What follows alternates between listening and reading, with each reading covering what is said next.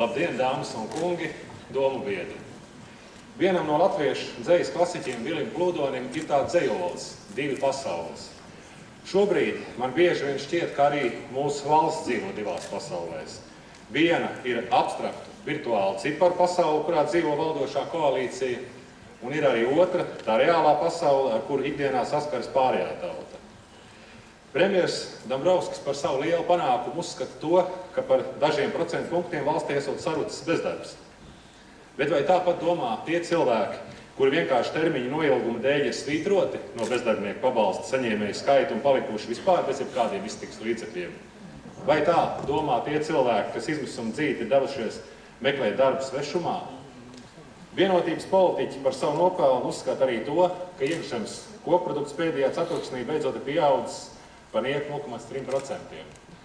Bet ko par to domā pensionārs, skaitot veikalā santīmus vislētākās maizes kukulim? Ko par to domā daudzbērnu ģimene, kam nepietiek naudas, lai palaistu uz skolu bērnus? Un šīs abstraktās ciparu pasaules pārstāvi cenšas iemicināt tautu, sakot, ka tūlīt jau būs labāk, bet nepasakot, kā rudenī darīs to, ko vienīgo prot – griezt budžeta izdevumu daļu. Acīm redzot, priekšvēlēšanu meli un pēcvēlēšanu augstā duša tautai pēc aizvadītajām pašvaldību vēlēšanām sāk jau kļūt par pastāvīgu jaunā laika un viņu sabiedroto vienotībā darba stilu. Savukārt šo cilvēku izpratni par demokrātiju un preses brīvību, manuprāt, lieliski parādīja pretiesiskā kratīšana žurnālists Ilzes Naglas dzīvoklī. Demokrātiskā Eiropas valstī iekšlietu ministre atkāptos jau nākamajā rītā. Taču Inda Mūrniece izliktās, it kā nekas nebūtu noticis. Acīm redzot, tieši tā vienotības politiķi saprot savu galveno devīzi – godīga valsts pārvalde.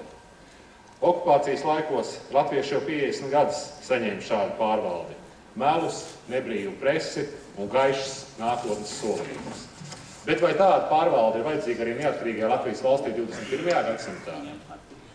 Manuprāt, šobrīd mūsu opozīcijas politiķu pienākums būtu nevis tikai partiju līmenī izteikt prasību valdībai iesniegt Saeimā budžeta projektu līdz 1. septembrim, bet gan iniciēt plašu sabiedrības kampaņu par tautas tiesībām redzēt jauno budžeta projektu pirms iet pie vēlēšanu urnām.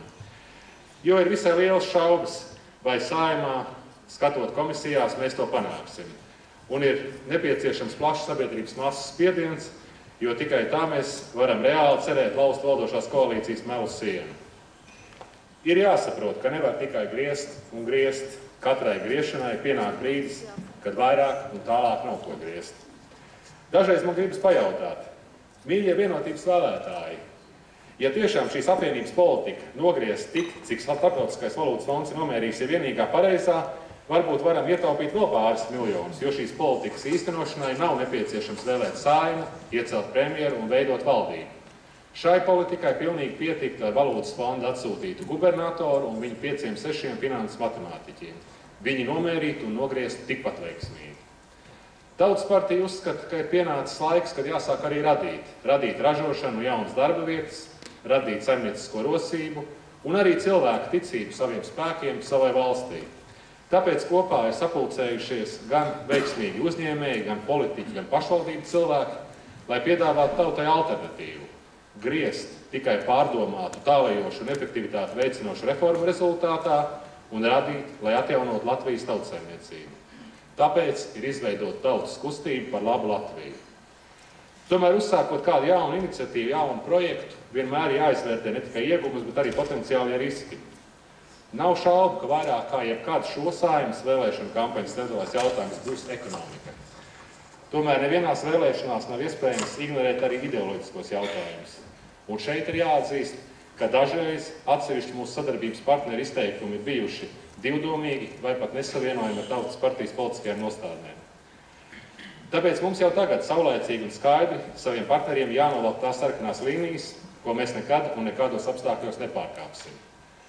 Tautas partija nekad nepiekritīs pilsonības nulles variantam vai likuma atmiekšķēšanai. Un tāpat mēs nekad nepiekritīsim kaut kādas jaunas trīsvalodīgas nācijas veidošanai.